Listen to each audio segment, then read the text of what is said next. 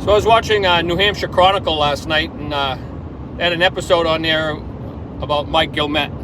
Man, what a good guy. He's out there taking care of the ducks. There's not too many guys like him left anymore.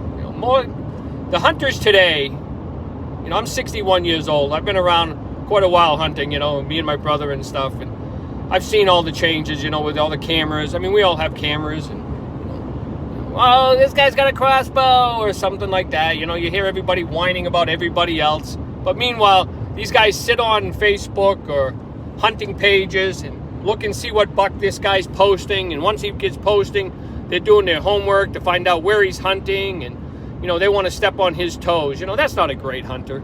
I'm sorry. If you're doing that, you're not a great hunter. Go out and hunt for yourself.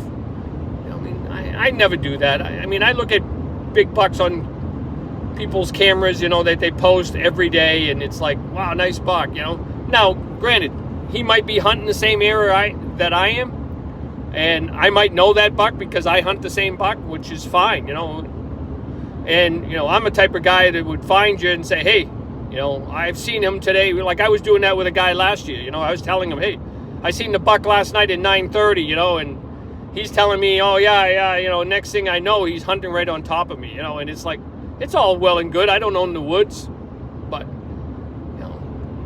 I just don't do it that way. I guess I'm not a great hunter. I guess that's what they call him. But Mike Guillemette was a great hunter. He shot a lot of nice bucks, and he posts a lot of bucks. And the same guy that I have a problem with, he was stepping on Mike's toes, finding out where he was his camera was and hunting them bucks and stuff like that. And it's like, so Mike kept moving around, and, he shot a lot of nice bucks when he was younger. He was a great hunter, but that's the hunter that I respect. I respect guys like Mike, that get out there. Even today, he gives a lot of information. He's telling guys a lot of stuff, and he's not bragging about what he shot and stuff like that.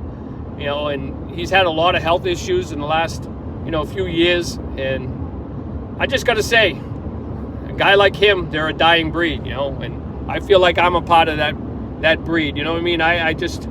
I've gave a lot of information. I've taken people hunting in my spots. I don't really care. I like the team thing. I like the friendships. It's not all about the deer. Hey, I like shooting big bucks too, but friendship means a lot more to me. So, cheers to you, Mike. Have a good day.